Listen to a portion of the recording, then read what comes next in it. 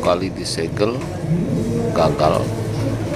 Besok Pemkot dan DPRD Kota Palembang akan membawa pelang penutupan di Hotel Parkside.